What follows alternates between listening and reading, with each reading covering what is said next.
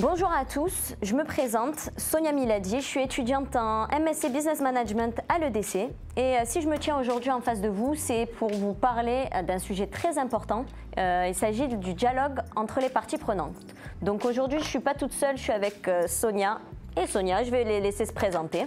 Moi, c'est Sonia 2, je suis également étudiante en MSc Business Management. Oh, c'est marrant, moi aussi je m'appelle Sonia 3 et je suis étudiante aussi à l'EDC. Comme je vous l'ai expliqué, je suis en Master Business Management et j'ai eu droit à des cours de management responsable. Donc je pense que vous vous demandez ce qu'est le management responsable, pardon. Donc les filles, vous en pensez quoi? Je ne sais pas vraiment, mais je dois suivre bientôt ce cours. Et toi, Sonia? Alors là, aucune idée. Je vais vous le dire, c'est très simple. Le management responsable, c'est la manière dont on va gérer une entreprise ou une équipe avec les 3 composantes importantes, la composante économique, la composante sociale et la composante environnementale. Son déploiement réel n'est possible que par la transformation du mindset des personnes, des entreprises. Ah d'accord, c'est ça. Mais tu peux être plus précise? Donc lorsqu'on parle de gestion, on parle de techniques à avoir. Prendre du recul, c'est la meilleure chose qui existe, surtout pour une entreprise pérenne. En prenant du recul, comme je vous le dis, on capte les choses qu'on ne voit pas de base, ça s'appelle les zones aveugles. Un management responsable invite donc les autres collaborateurs à discuter de plusieurs sujets. C'est ce qu'on appelle le dialogue avec les parties prenantes. Donc les Sonia, dites-moi, qu'est-ce que vous inspire le dialogue avec les parties prenantes? Personnellement, je crois que pour avancer dans n'importe quel domaine, la clé c'est la communication. Que ce soit avec mes proches, mes amis, ma famille ou mes collègues de travail, pour construire quelque chose, il faut communiquer. Demain, si je crée une entreprise, je veux qu'elle soit pérenne, je pense comme tout le monde. Et c'est vrai que je ne peux pas tout voir ou tout anticiper toute seule, donc j'estime que je devrais écouter mes collaborateurs. Ces derniers seront plus formés sur certaines choses. Ils auront des idées pour faire évoluer mon entreprise et certains ont des spécialités que moi je ne maîtrise pas.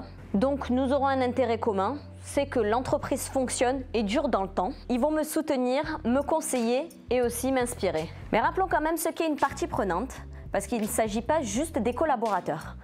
Une partie prenante, ce sont tous les individus ou groupes d'individus qui sont impactés par l'activité de l'entreprise.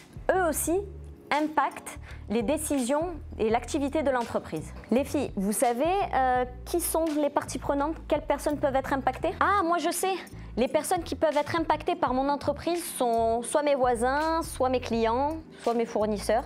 Enfin, je pense que c'est ça, non? Oui, et pas seulement. Donc, on les classe en 2 catégories. Alors, il y a les parties prenantes externes avec les actionnaires, les collaborateurs, les clients, les fournisseurs et bien d'autres. Et aussi la 2e catégorie, les parties prenantes internes. Il s'agit des dirigeants, des salariés et des personnes internes à l'entreprise. Notre sujet ici est l'intégration des parties prenantes dans le cadre de la RSE. En effet, elle constitue un enjeu fondamental pour améliorer l'impact de ces activités. Les politiques de RSE s'accompagnent généralement d'un dialogue avec les parties prenantes. Elles devraient carrément se baser dessus. Les filles, vous savez comment dialoguer correctement avec les parties prenantes?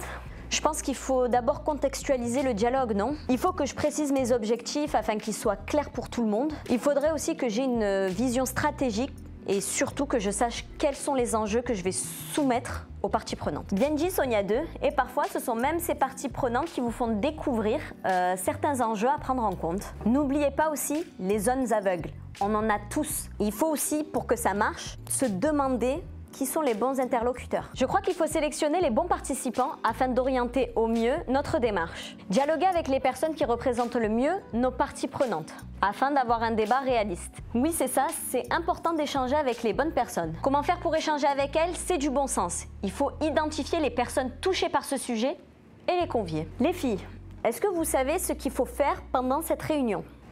Prendre des notes, enfin je sais pas. C'est un bon début, mais ce que je vous conseille, c'est de veiller à ce que cette réunion déjà se passe au mieux, que tout le monde ait un temps d'écoute, que tout le monde se respecte aussi, c'est la clé d'une discussion. Ensuite, il faut que tout le monde puisse argumenter et que chacun ait son point de vue et qu'il soit respecté. Et aussi, afin que la réunion soit efficace, il faut aussi que la problématique du jour soit abordée et que la réponse soit donnée. S'il y a d'autres sujets à aborder, il faut les noter et planifier une autre réunion. Ce n'est pas une tâche facile, il faut savoir être très organisé. Ah oui, ça nous permet de collaborer avec des personnes et mener les activités et surtout veiller à respecter les choix de ces personnes. La clé, c'est le respect. Ce dialogue permet que l'on puisse avancer tous ensemble. Oui les filles, et n'oubliez pas, il faut développer des relations professionnelles et éthiques avec les parties prenantes. C'est ce qui permettra donc de renforcer votre entreprise. Rien de tel pour prendre des bonnes décisions, mais aussi des risques, parce que c'est très important de prendre des risques pour avancer. Vous serez soutenu, donc faites des retours d'informations, écrivez à vos parties prenantes, relancez-les, organisez de nouvelles réunions et tout se passera bien. Bon les filles, maintenant vous êtes opérationnelles pour prendre des décisions et engager la discussion avec vos parties prenantes. Oui, exactement. En tout cas, je suis très contente d'en avoir appris un peu plus sur ce sujet. Et Sonia, je voulais savoir, c'est en cours de management responsable que tu as appris tout ça? Bien sûr, et vous allez aussi suivre ce cours de management responsable qui parle des parties prenantes. J'ai des camarades qui ont fait d'autres vidéos qui expliquent un peu plus le management responsable. Ah bah personnellement, j'ai très hâte d'avoir ce cours. Bah ça a été un plaisir, merci beaucoup. Je vous invite aussi à partager cette vidéo à vos amis, à vos collègues et je vous dis à bientôt.